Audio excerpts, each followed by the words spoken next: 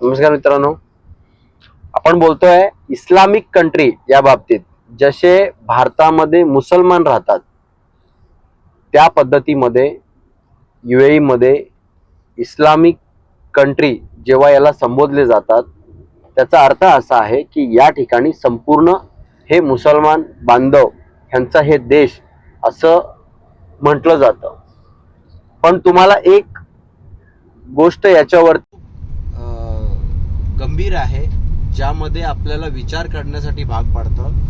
ज्या इस्लामिक कंट्रीमध्ये कोणत्याही प्रकारची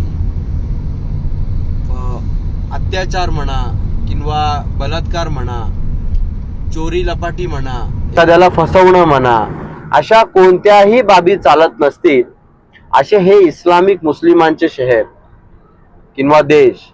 आणि दुसरं आपलं जे भारत संविधानावरती चालतो, जे आपल्या गीतावरती चालतं, त्या गीताचे जे विचार घेऊन भारतामध्ये जे लोक प्रचार करतात, त्यावेळेस ते हिंदू मुस्लिम ज्या पद्धतीने तिथला माहोल क्रिएट करतात, प्रत्येक वेळेस ज्यावेळेस इलेक्शन होत राहतं त्यावेळेस हिंदू मुस्लिम हा विषय पुढे आणून बरेच पक्ष त्यावरती राजकारण करतात आणि त्यांचं थोडक्यात घर भरून घेतात. पण आपण मुळात ही गोष्ट हिंदू लोकांनी खूप समजून घेण्याला प्रावधान दिलं पाहिजे की आपले जे जवळचे राजकीय नेते लोक आहेत ते कोणत्या पद्धतीने आपल्या देशाला बर्बाद करत चाललेले आहेत, ह्याचा थोडासा आपण अभ्यास केला पाहिजे. कारण आपण प्रत्येक जण एखाद्या पक्षाचा झेंडा घेतो आणि त्या पक्षाचे धोरणं काय असतात काय नसतात ते आपल्याला काही माहीत नसतं. फक्त आपण एखाद्या नेत्याच्या मागे धावत पळत सुटतो. त्या नेत्याचे विचार आपल्याला त्याच्या विचाराचे अभ्यास नसतात, काय नसतं. तो विचार कोणत्या प्रवृत्तीने चालतोय काही आपल्याला माहीत नसतं. तो जेव्हा बोलला आज हिंदू मुसलमान या लोकांच्या बाबतीत आपल्याला निषेध करायचा आहे, तर आपण निषेध करतो. त्याच्या मागचे त्याचे उपयोग काय असतात, फायदे काय असतात, त्याचं धोरण काय असतं, आपण कोणत्याही प्रकारचा त्याचा अभ्यास करत नाही. म्हणजे मी थोडक्यात हे सांगतोय तुम्हाला, ज्या ठिकाणी इस्लामिक कंट्री आहे, मुसलमानांचं शहर आहे, तुम्ही या ठिकाणी येऊन एकदा पहा. जे आपल्याला वारंवार बऱ्याचशा पिक्चर्स दाखवले जातात की इकडे असं घडलेलं आहे तसं घडलेलं आहे. ठीक आहे, काही काळापुरतं घडलेले असतील, प्रत्येक एक गोष्टीचा काळ असतो. कधी ते घडलेत नाही घडलेत आपल्याला पण खरं खोटं पूर्णपणे माहीत नसतं.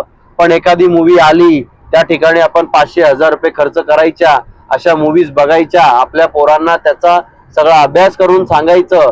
म्हणजे येणाऱ्या काळामध्ये आपली पोरं त्याच मेंटॅलिटीमध्ये पुढे त्यांचं आयुष्य घालवण्याचा प्रयत्न करतात.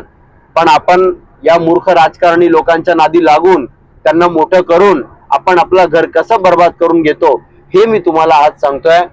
कारण ज्या इस्लामिक कंट्रीमध्ये चोरी, बलात्कारी किंवा इथे फसवणूक या सगळ्या गोष्टी 0% आहे, म्हणजे 0% आहे, तेच आपल्या भारतामध्ये जर त्याचा आकडे काढले तर मग ती इस्लामिक कंट्रीचे जे विचार जे आपले भारतीय राजनेता देतात आपल्याला, ते आपल्या भारतात बघायला भेटतं. कारण ज्या हिशोबाने आपले राजकीय लोकांनी 125 कोटी हिंदू जनतांना किंवा जे काही आपले जनता आहेत त्या लोकांना जसं मूर्ख बनवण्याचं काम करायला सुरुवात केलेलं आहे गेले वर्षानुवर्षे, ते अजूनपर्यंत आपली जी लोक आहेत, आपली जी युवा पिढी आहे, ते अजूनपर्यंत समजून घेण्यात असक्षम राहिलेली आहे. मुळात ज्या पद्धतीने मुसलमानांचा भारतामध्ये जो एक विचार चालतो, आपल्या भारतीय जे हिंदू संघटना आहेत, जे बजरंग दल आहे, जे RSS आहे, हे लोक जी प्रेरणा घेऊन चालतात, जे ह्या गोष्टी हे लोक प्रेझेंट करतात, जसं आपला भारतात तो जाकीर नाईक आहे, तो काही वेळेस मुस्लिमांकडून प्रदर्शन करतो, तसाच ओवेसी पण आहे, तो सुद्धा मुस्लिमांचा प्रचार करतो. पण त्यांना सुद्धा त्यांचे काही मुस्लिम मानत नाही, हे पण लक्षात घ्या. तसेच गोष्टी आपल्या सुद्धा राजनेत्यांमध्ये आहे. ते सुद्धा जेव्हा हिंदू मुस्लिम करतात त्यावेळेस ते एक एक टायमिंग अनुसार त्यांचे जेव्हा निवडणूक जवळ येतात त्यावेळेस ते मुद्दा घेतात, त्याच्यानंतर पाठीमागून ते त्यांच्या बरोबर व्यापार करतात, सगळ्या काही गोष्टी करतात, पण आपल्याला मात्र मूर्ख बनवतात. तोपर्यंत आपल्या डोक्यामध्ये त्या गोष्टी मोठ्या प्रमाणात चालत असतात. या ठिकाणी सगळ्यांना एक गोष्ट खूप महत्वाची अशी नोंद करून घेतली पाहिजे, कोणत्या वेळेस कोणत्या प्रकारची काय भूमिका घेतली पाहिजे ह्याचा निर्णय आपण योग्य पद्धतीने घेण्याची गरज असते. फक्त राजनेत्यांच्या मागे जाऊन त्या लोकांच्या मूर्खपणाच्या विचारधारणेमध्ये जाऊन आपण या सगळ्या गोष्टी करतो, हे अत्यंत चुकीचं आहे. संघटना असलं पाहिजे, त्या संघटनेचा महत्व सुद्धा असतो, पण त्या संघटनेची विचारधारणा जी आहे ती सुद्धा योग्य पद्धतीने असली पाहिजे.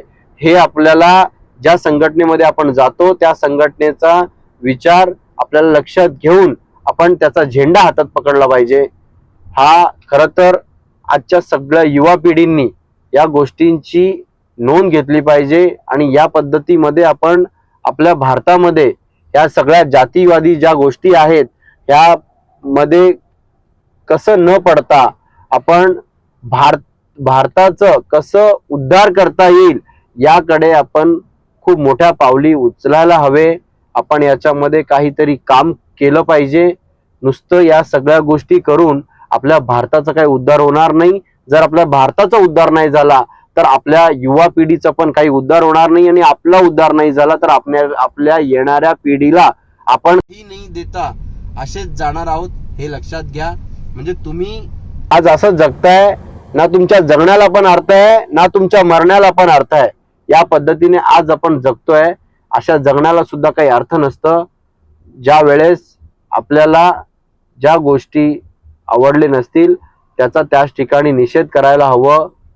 ज्या गोष्टी आपल्याला समजतील समोरच्याला समजवून हे आपलं असलं पाहिजे, जेणेकरून आपल्याला जो अभ्यास आहे तो लोकांपर्यंत योग्य प्रकारे पोहोचला पाहिजे. कारण अज्ञानी माणूस बऱ्याच काही लोकांपर्यंत पोहोचून जातो आणि ते पोचतं सुद्धा आणि लोकांना गृहीत सुद्धा धरतात.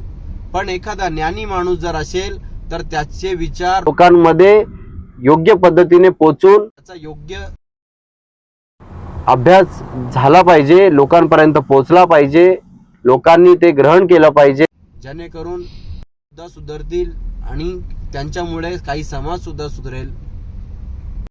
व्हिडिओ जर आवडला तर लाईक करा, शेअर करा आणि सबस्क्राईब करा.